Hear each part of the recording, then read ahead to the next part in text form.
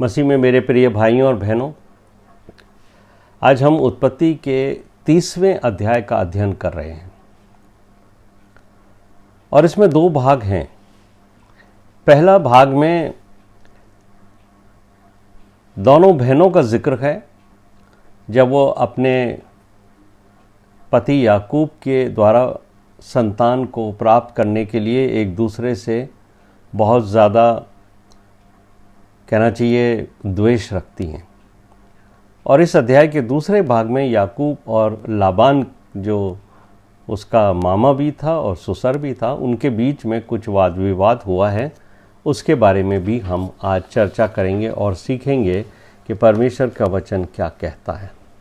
पिछले अध्याय में हमने देखा था कि परमेश्वर इस बात से नाराज़ हुए कि याकूब ने लिया को अप्रिय जाना था। याकूब राहेल से प्रेम करता था, लेकिन क्योंकि उसका विवाह जो है वो पहले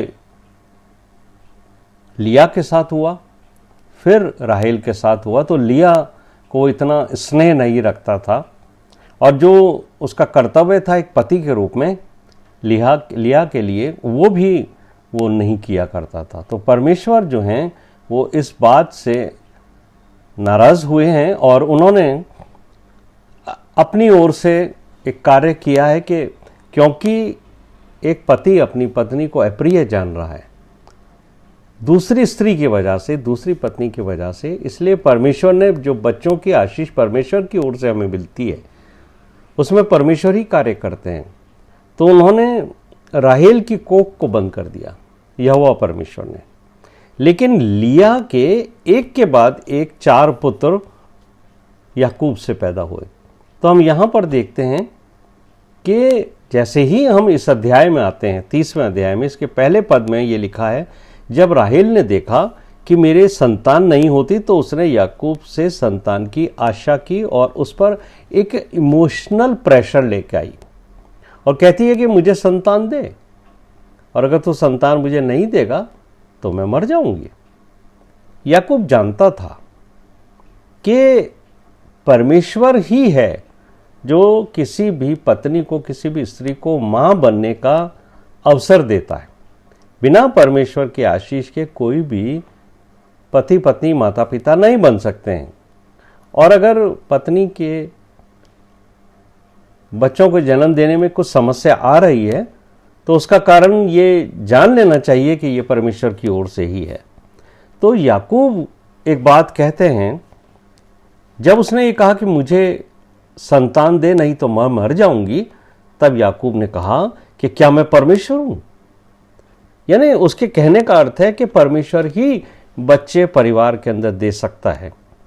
यहाँ तक कि ये जो जवाब है राहुल याकूब का बड़ा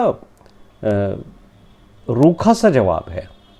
वो ये अपनी पत्नी को कहना चाहता है कि तेरी जो कोख है वो तो परमेश्वर ने बंद कर रखी है भाई, मैं क्या कर सकता हूं, परमेश्वर नाराज है तुझसे। उस जमाने में विवाह के समय बेटियों के साथ कुछ दासियां देने की भी प्रथा थी, ताकि जो कार्य बेटी ना कर सके तो वो उसकी दासी उसके स्थान पर करेगी। तो जब राहेल ने ये देखा कि मैं माँ नहीं बन पाती हूँ, तो उसने अपनी एक जो दासी थी बिल्ला, उसको याकूब को दिया कि तू अगर इससे संतान उत्पन्न करता है तो वो संतान मेरी ही कहलाएगी। ये जो संबंध है, ये जो प्रक्रिया पुराने ज़माने में ये लोग अपना लेते थे, ये आजकल जो सैरोगेट मदर्स होती हैं, यानी किसी और स्त्री की कोख को किराए पर लेना, जिसको कहते हैं ना किराए की कोख लेना। आजकल ये बहुत चला है कि जब पत्नी के शरीर में सामर्थ्य नहीं है बच्चा उत्पन्न करने की, तो किसी स्त्री को किराए पर लेते हैं और फिर साइंस के द्वारा वो बच्चे को उसके पति के स्पर्म से जो है वो जन्म देती है। तो वो सैरोगेटिव मदर्स जो होती हैं, ये कंसेप्ट पुराने समय से चला आ रहा है। और हम यहाँ पर देखते हैं कि उसने एक बात कही है, किसने? याकूब की पत्नी राहेल ने, कि वो मेरे घुटनों के ऊपर जनेगी। ये कहावत उस ज़माने में से चली आ रही है जब सैरोगेटिव मदर्स की हेल्प ली जाती थी। और ये हम देखते हैं कि अब्राहम और सारा के जीवन में भी हुआ कि सारा ने एक अपनी दासी की मदद ली ताकि उसके द्वारा अब्राहम संतान उत्पन्न करे और वो संतान सारा की कहलाए। लेकिन हम जानते हैं कि हाजिरा के द्वारा जो संतान उत्पन्न हुई उसका के प्रति क्या हालात रहे घर के अंदर और कितना तूफान हुआ और क्या करना पड़ा, ये हम सब जानते हैं। फिर भी चौथे पद के अंदर ये बात लिखी हुई है कि फिर उसने याकूब को अपनी दासी बिल्हा को दिया कि वो पत्नी हो जाए। इसका ये मतलब नहीं है कि याकूब ने बिल्हा के साथ विवाह किया, ये विधिवत विवाह करना नहीं है।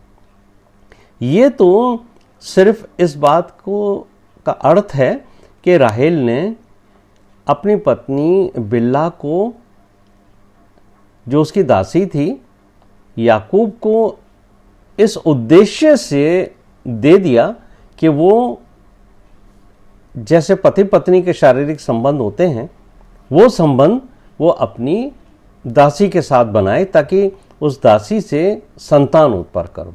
बेसिकली जो इच्छा है यहाँ पर राहेल की वो ये है कि मैं किसी भी तरीके से माँ बन जाऊँ। और सच में बिल्हा गर्भवती हुई और याकूब से उसके एक पुत्र उत्पन्न हुआ। ये याकूब का 5वां पुत्र था। 4 पुत्र जो हैं वो लिया से हो चुके थे। अब 5वां पुत्र जो है वो राहेल की जो दासी थी बिल्हा, उससे उत्पन्न हुआ। 7वें पद में जो बात लिखा है, राहेल की दासी बिल्हा फिर गर्भवती हुई और उसे याकूब से एक पुत्र और उत्पन्न हुआ। उसका नाम उन्होंने नप्ताली रखा, जिसका अर्थ है युद्ध में जीतना। देखिए, पहले के समय में ये जो नाम रखे जाते थे वो बड़े उनके अर्थ होते थे, बड़ा प्रभाव होता था उनका। नप्ताली का अर्थ है कि मैंने युद्ध जीत लिया। किस बात का युद्ध हो रहा है भाई? ये दोनों बहनें जो हैं एक घर में रहते हुए आपस के अंदर इनके संबंध इतने कड़वे हो गए हैं कि ये युद्ध के कगार पर आ गई हैं। और राहेल ने नप्ताली नाम रखकर अपनी बहन लिया के लिए ये कहा है कि मैं तुझसे युद्ध करके जीत गई, परमेश्वर ने मुझे जीत प्रदान करी है। किस बात की जीत है? कि मेरे भी अब जो है मेरी दासी के द्वारा 2 बेटे मेरे पास भी हैं।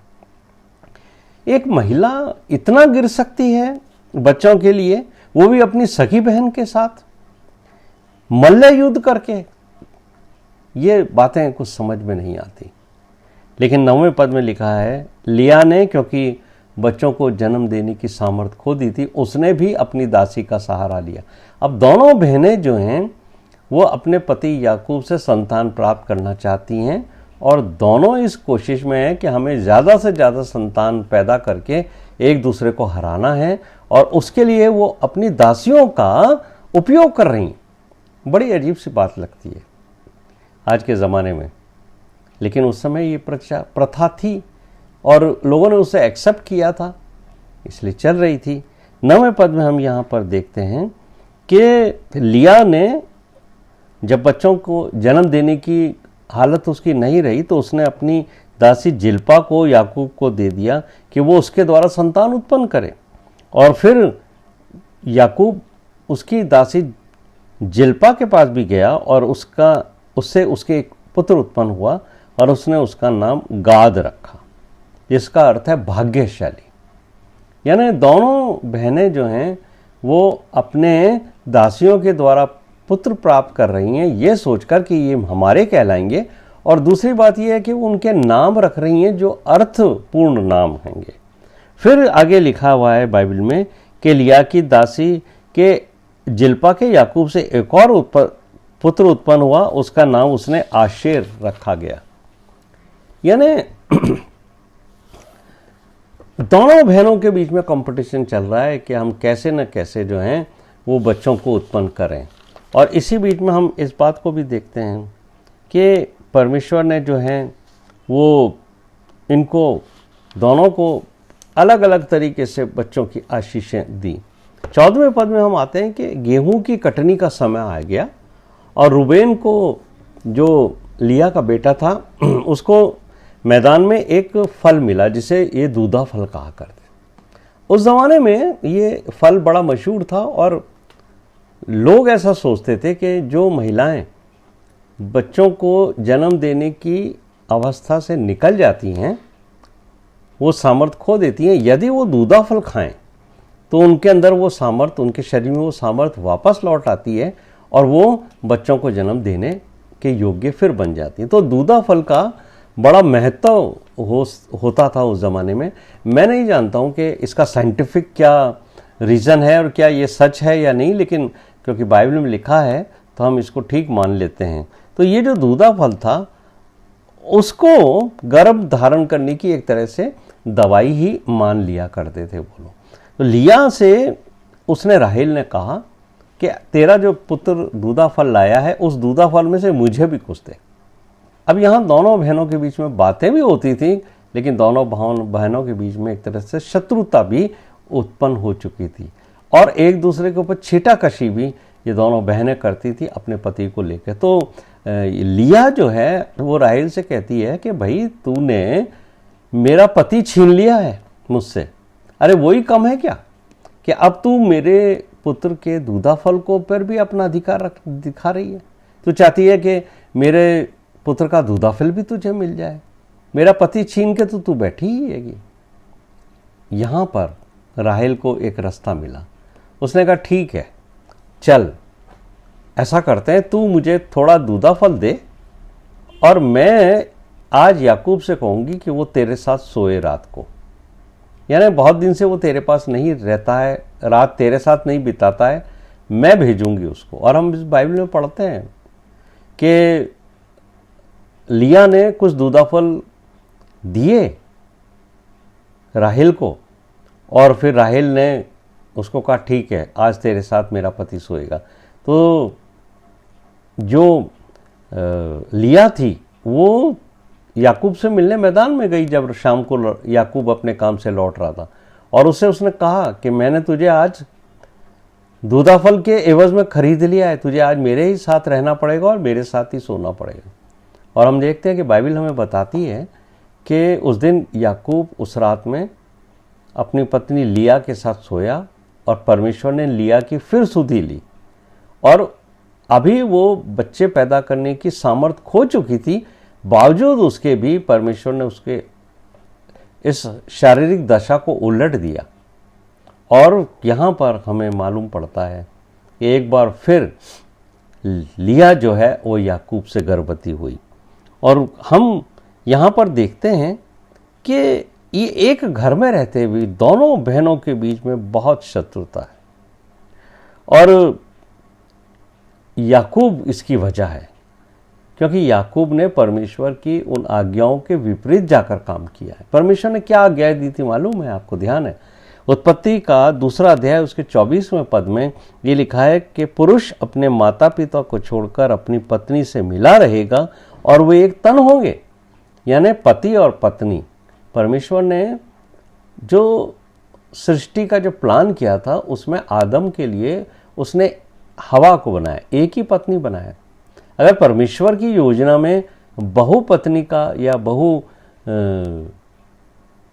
स्त्रियों को रखने का, एक से ज़्यादा पत्नियां रखने का की मंशा होती तो परमेश्वर उस समय हवा से ज़्यादा पत्नियां बनाता। लेकिन परमेश्वर ने आदम के लिए एक पत्नी बनाई, एक पति के लिए एक पत्नी। और जो बात यहाँ लिखी है कि वो अपनी पत्नी से मिला रहेगा, वो एक तन होंगे। यानी पुरुष को एक ही पत्नी होगी और परमेश्वर की योजना है कि आगे चलकर पुरुष जो है वो किसी व्यभिचार में ना पड़े। इसलिए परमेश्वर ने मूसा के द्वारा व्यवस्था में भी इस बात को डलवा दिया कि तू जो है वो अपनी एक पत्नी के जीवित रहते दूसरी को नहीं करेगा। यहाँ तक कि व्यवस्था विवरण 18 अध्याय के 18वें पद के अंदर एक और इंस्ट्रक्शन है जिसके भी विपरीत जाकर याकूब ने काम किया। हालांकि याकूब के समय ये व्यवस्था नहीं आई थी, फिर भी हम देखते हैं कि ये जो काम हुए हैं याकूब के जीवन में, राहेल और लिया की वजह से तो परमेश्वर ने जब मूसा को व्यवस्था दी तो परमेश्वर ने मूसा को ये समझा भी दिया कि अपनी व्यवस्था 18 में इस बात को स्पष्ट किया गया कि अपनी पत्नी की बहन को भी अपनी स्त्री करके यानी उसकी सौत करके न रखना, यानी पहली के जीवित रहते हुए तो अपनी पत्नी की जो बहन है उसका तन मत उघाड़ना, ये स्पष्ट लिखा हुआ है। तो फिर हम देखते हैं कि लिया के और भी बेटे हुए और फिर बाद में उसके एक बेटी भी हुई जिसका नाम उसने दीना रखा। और राहेल के भी फिर परमेश्वर ने सुधि ली और उसके भी एक पुत्र उत्पन्न हुआ जिसका नाम उसने यूसुफ रखा, जिसका मतलब है कि परमेश्वर मुझे और भी संतान देगा। याकूब और उसकी दोनों पत्नियों के साथ याकूब के बहुत सारे बेटे हो गए और अब याकूब ने ये निर्णय किया कि मैं अपनी पत्नी और अपने बच्चों के साथ अपने देश लौटे आऊँ। यानी यहाँ पर रहते हुए भी याकूब को ये तो समझ में आ गया था कि ये मेरा देश नहीं है, मेरा देश वही है जो मेरे दादा को परमेश्वर ने कहा था कि मैं तुझे एक ऐसे देश में रखूँगा जहाँ दूध और शहद की नदियाँ बहेंगी, मैं तुझे और तेरी संतान को वो देश जो है वो दूंगा। तो हम एक बात को तो देखते हैं कि परमेश्वर के उन वादों को याकूब ने स्मरण रखा और जान लिया कि ये मेरा निवास स्थान नहीं है। तो उसने अपने ससुर लाबान से कहा कि मुझे अब आज्ञा दे, अब मैं जाना चाहता हूँ, मेरी पत्नी और मेरे बच्चों और जो भी पशुधन मेरे पास है तेरी सेवा करते हुए मुझे मिला है उसको लेकर मैं जाऊँगा। तो यहाँ हम देखते हैं 25वें पद के अंदर कि ये जो लाबान था वो ये जानता था कि ये याकूब जो है वो मेरे भेड़ बकरियों को बहुत अच्छे से चलाता है, बहुत उनका ध्यान रखता है और इसको बड़ी नॉलेज है कि कैसे पशुधन को संभाल के रखना चाहिए। अगर ये चला जाएगा तो फिर ये मेरे काम को कौन संभालेगा। तब उसने लाबान ने याकूब से कहा कि भाई मैं तुझे बहुत कुछ देना चाहता हूँ, अब बता मुझे कि तू क्या चाहता है, क्या दूं मैं तुझे मजदूरी। क्योंकि बाइबल मुझे और आपको बताती है, लाबान ने एक स्टेटमेंट दिया जो उत्पत्ति के 30वें अध्याय के 27वें पद में आ जाता है।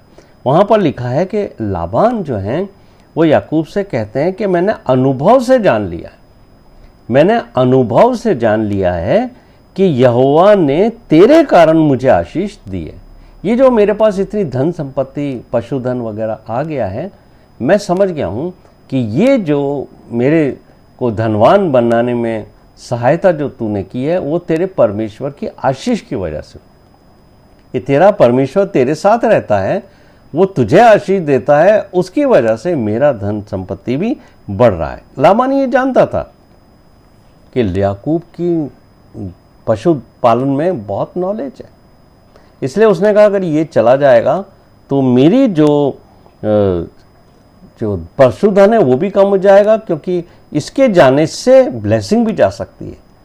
वो ये बात समझता था और उसने कहा भी, क्योंकि लाबान तो दूसरे देवताओं को मानता था, लेकिन फिर भी उसके मन में ये इच्छा थी कि सारे समय याकूब ही रहे और मेरे भेड़ बकरियों को याकूब चराए।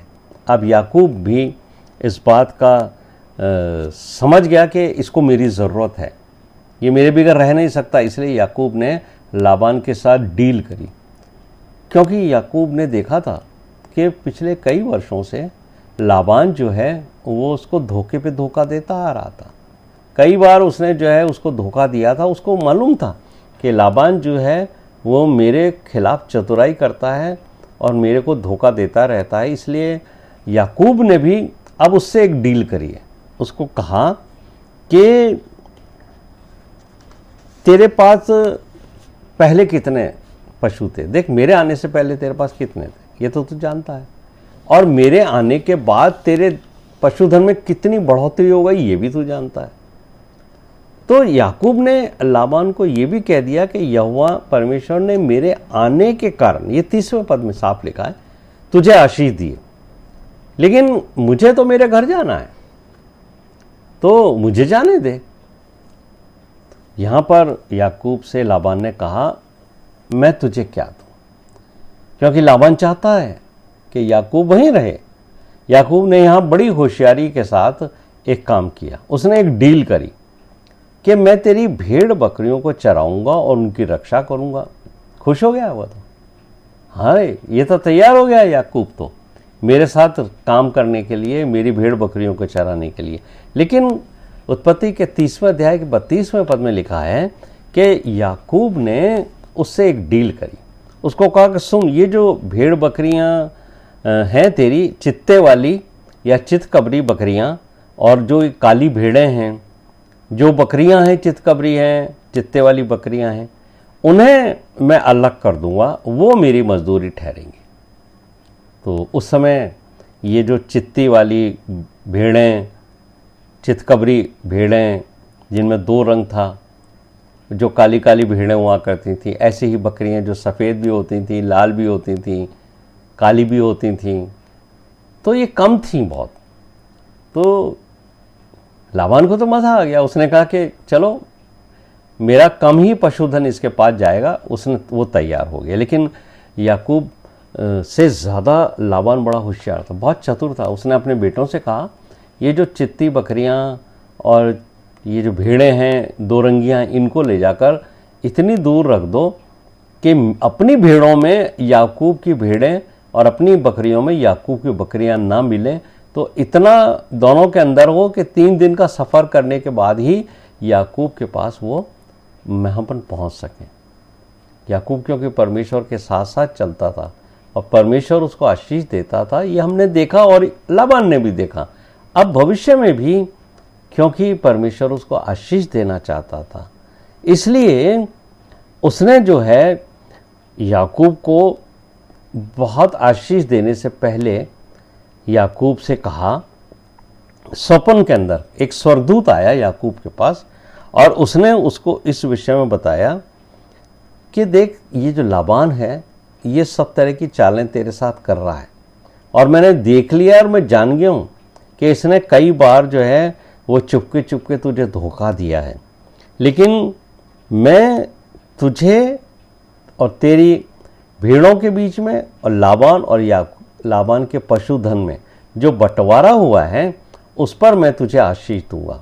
तो याकूब को परमेश्वर ने एक दूत भेजा और स्वप्न में उसको कुछ अपनी योजना बताई। ये जो स्वप्न के अंदर दूत दिखाई दिया था, ये आपको 30वें अध्याय में कहीं पढ़ने को नहीं मिलेगा। लेकिन अगर आप उत्पत्ति का 31वां अध्याय पढ़ोगे तो उसके 10 पद से लेकर 13 पद तक में इस बात का जिक्र है। मैं आपके लिए पढ़ देता हूँ इसको।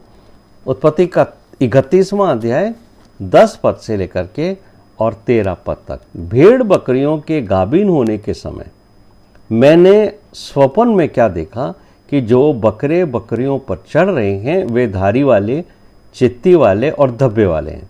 तब परमेश्वर के दूत ने स्वप्न में मुझसे कहा, हे याकूब। मैंने कहा, क्या गया है? उसने कहा, आंखें उठाकर उन सब बकरों को जो बकरियों पर चढ़ रहे हैं देख कि वे धारी वाले, चित्ती वाले और धब्बे वाले हैं, क्योंकि जो कुछ लाबान तुझसे करता है वो मैंने देखा है। मैं उस बेतेल का परमेश्वर हूँ जहाँ तूने एक खंबे पर तेल डाल दिया था और मेरी मन्नत मानी थी। अब चल, इस देश से निकलकर अपनी जन्मभूमि को लौट जा। अब यहाँ पर परमेश्वर ने याकूब को स्मरण दिलाया कि मैं वही परमेश्वर हूँ। जब तू अपने मामा लाबान के घर हारान आ रहा था और रास्ते में तू सोया हुआ था और उस समय तू मुझे दिखा था स्वप्न के अंदर, जब मैंने तुझे दर्शन दिए थे और तुझे कहा था कि जहाँ जहाँ तू जाएगा मैं तेरे साथ रहूँगा, ये भूमि मैं तुझे दूंगा जिसके ऊपर तू लेटा है, तेरे वंश को दूंगा, और बहुत सारी ब्लेसिंग्स मैंने तुझे बताई थी। मैं वही परमेश्वर हूँ। और जब तेरी आँख खुली थी तो तूने जो है मेरे लिए एक वेदी बनाई थी और उस वेदी के ऊपर तूने जो है वो तेल चढ़ाया था और मन्नत मांगी थी कि परमेश्वर मेरी यात्रा में रक्षा करे, मुझे संभाले, मुझे आशीष दे, मुझे रोटी दे, मुझे धन संपत्ति दे, तो मैं अपना दशमांश परमेश्वर को दूंगा। हालांकि परमेश्वर ने उससे कुछ नहीं कहा था, कि दशमांश देना या 50 देना या 100% देना, ये याकूब ने अपनी ओर से ही परमेश्वर से कहा था। तो परमेश्वर ने उसको याद दिलाया कि मैं वही परमेश्वर हूँ जो तेरे साथ हमेशा रहता हूँ। उसी वजह से तेरे जो पशुधन के ऊपर ब्लेसिंग्स आई हुई है उसका कारण मैं ही हूँ। और ये जो ब्लेसिंग्स आ रही थी, ये ब्लेसिंग्स के बारे में लाबान ने भी रियलाइज किया कि मैं पहले कितने मेरे पास पशुधन थे, लेकिन जब से याकूब आया है, याकूब को परमेश्वर बहुत आशीष देता है और उसकी पर जो आशीष आती है उसकी वजह से मेरे पशुधन भी बढ़ रहे हैं, इसलिए उसने उसको नहीं जाने दिया। लेकिन याकूब को परमेश्वर ने कहा कि तू ऐसा कर कि अपने लिए ये धारी वाली चित्ती वाले काली भेड़ें अपने लिए ले ले, चितकबरी बकरियां, चित्ती वाली धब्बे वाली बकरियां अपने मजदूरी में मांग ले, और अब मैं तुझे बताता हूं कि तू क्या करना। तो हम जब ये देखते हैं तो आप इसको पढ़ोगे तो आपको मालूम होगा कि इस याकूब ने क्या किया था। याकूब ने अमेनी वृक्षों की हरी हरी छड़ियाँ ली थी। इस अध्याय को पढ़ते हैं तो बड़ा इंटरेस्टिंग ये चैप्टर हमें मिलता है कि उसने ये हरी हरी छड़ियाँ लेकर उनको छील कर उन्हें धारीदार बनाया था। फिर ये छड़ियाँ को छीलने के साथ साथ जब उसमें वो सफ़ेदी दिखने लगी तो उसने उन्हें पानी के कठौती के अंदर खड़ा किया था। ये पानी की कठौती क्या चीज़ है? ये पानी की कठौती जो है ये उस समय का एक बर्तन होता था जो ये लकड़ी से बनाया करते थे, और लकड़ी के बर्तन में क्या करते थे कि ये पशुओं के लिए पानी रखा करते थे, और ये काफ़ी लंबा होता था। चौड़ा तो इतना नहीं होता था पर लंबा बहुत होता था। इसमें ये पानी भर देते थे, और जब बकरियां भेड़ें पानी पीना आती थी तो एक साथ इसके अंदर पानी पिया करती थी। तो हम इस बात को देखते हैं कि याकूब ने क्या किया कि ये जो छड़ियाँ थी, हरी हरी छड़ियाँ, इनको छीला उसने, यहाँ तक छीला कि उनमें से कुछ कुछ सफ़ेदी अंदर की दिखाई देने लगी। और जब बकरियां और भेड़ें पानी पीना आती थी तो याकूब क्या करता था कि ये कठौती के अंदर यानी पानी के कुंड के अंदर जहाँ ये भेड़ बकरियां पानी पीते थे उसमें वो छड़ियों को खड़ा कर देता था। और जब ये बकरियां और भेड़ें पानी पीते वक्त इन छड़ियों को देखती थीं और बकरे जो हैं इनके ऊपर आते थे और इनको गाभिन करते थे यानी इनको प्रेग्नेंट करते थे, तो जो बच्चे उत्पन्न होते थे वो जो हैं वो चितकबरे ही होते थे। और अच्छे अच्छे मोटे ताज़े जो पशु होते थे वो जब बच्चों को उत्पन्न करते थे, जब वो आते थे तो उनके सामने याकूब जो है वो ये हरी हरी छिली हुई छड़ियाँ रख देता था। तो जो बच्चे उत्पन्न होते थे वो चितकबरे ही होते थे, धारी वाले ही होते थे। इससे क्या हुआ कि जब इन बच्चों के जन्म होने लगे तो याकूब के और लाबान के बीच में जो पैक्ट हुआ था, जो डील हुई थी, वो यही हुई थी कि जितने भी चितकबरे बच्चे होंगे वो याकूब को मिलेंगे, और जो एक रंग के होंगे जैसे सफ़ेद एकदम बकरी होगी या भेड़ सफ़ेद होगी, वो जो हैं वो लाबान के होंगे। तो जब बच्चों का जन्म होने लगा इन जानवरों के द्वारा तो ज़्यादातर अच्छे अच्छे मोटे ताजे जो हष्टपुष्ट बच्चे होते थे वो चितकबरे ही होते थे।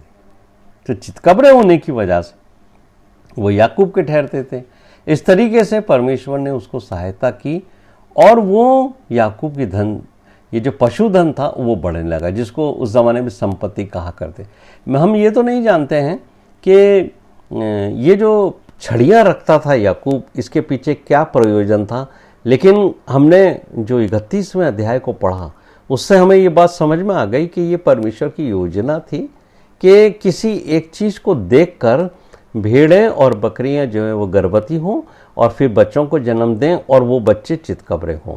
तो इसमें कोई साइंटिफिक बात नहीं है, मैं इतना ही समझता हूँ कि ये परमेश्वर की योजना रही होगी और परमेश्वर के आशीष से ही याकूब ये कार्य करता था। जो परमेश्वर ने उसको बुद्धि दी थी उसकी वजह से बहुत सारे बच्चों का जो जन्म हुआ वो चितकबरे बच्चों का ही हुआ। इस तरीके से जो है वो याकूब जो है वो लाबान से बहुत ज़्यादा धनवान बन गया।